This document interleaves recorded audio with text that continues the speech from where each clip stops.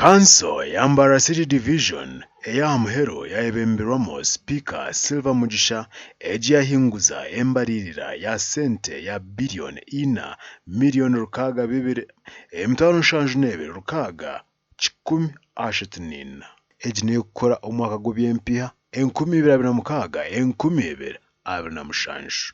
John Bosco Majembe, chairperson w'akakiiko k'ebyesente nagira ngo Mbara City North Division omwaka gw'ebyesente 2025-2026 babaze gukora entaasya ya shillings biliyoni 3 miliyoni rukaga emitwaro 5,885 bito omwaka gutakahwire babasize kongeraho obucweka 28 ezi nizo biliyoni 1 miliyoni 17 emitwaro 2 kashanju orushanju 4 budget yitu yayongeraho by a billion. Financial yahwire tukaba turi mu 3.6 hati mwareba turi mu 4.6 ejo ni increment y'amani ya billion.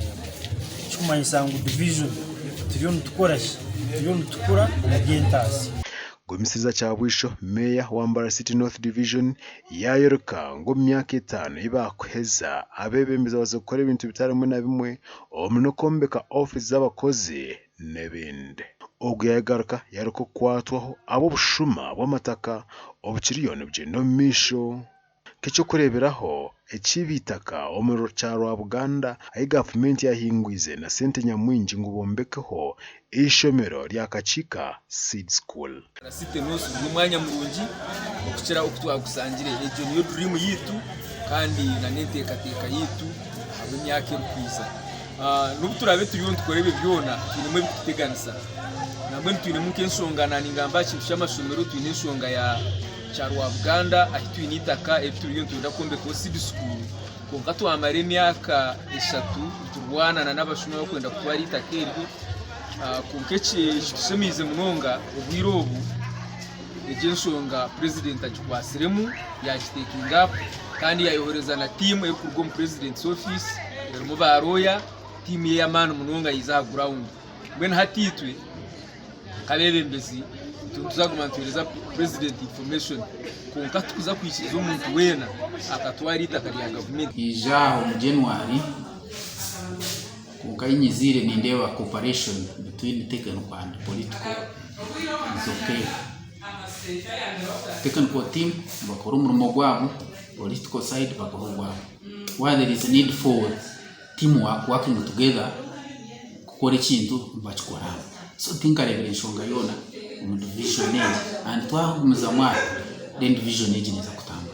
Ahizoba niryo rumwe kanso yasima bakansara bona umuringo kubahereza eberabo abo kuba aba nabo kuhendera omwaka gwabo ebero 12 by'ukwezi kwa 5 omwaka 2026 omugande twaza omurika mwenje embariro y'omwaka 2026 abebembezi bashabwa okutamana omutungure town ya Kamwenje Kataunu Council bwaimu kinguza miliyoni 5 om budget eji arengo ra Town Council. For this town, let's be organized.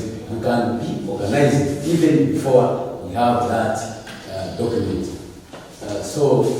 Because we have technocrats, the technocrats around should ensure that a developer within town is developing according to the guidelines.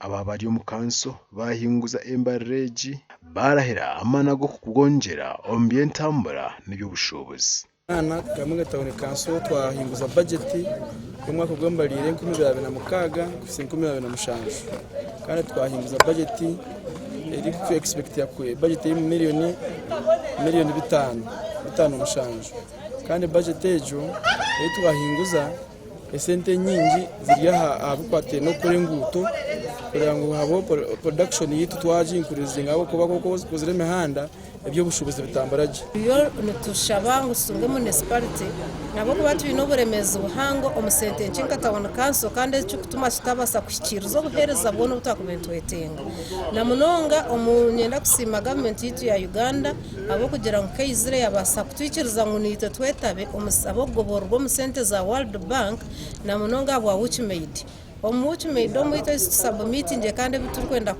bikorwe habwa Kamonge Town Council tutiremu akatare kita katwire nakatitezo mutwe kugira ngo kamarizwe enshonga yo kihindura Town Council age kuba municipality nacho cyagambwaho nkakikuru turyo mu ndirimbo ya municipality hata kisanja cyaho banu bagiye n'abasyaka bari kwisha nabo baza kweshongora municipality nangwe mpona rego niwe paho ababa kuturaganisa katama kakuratiriza speed kije amakuraga gashakwa Fred Turiyakira Kabango na Anthony Atwine.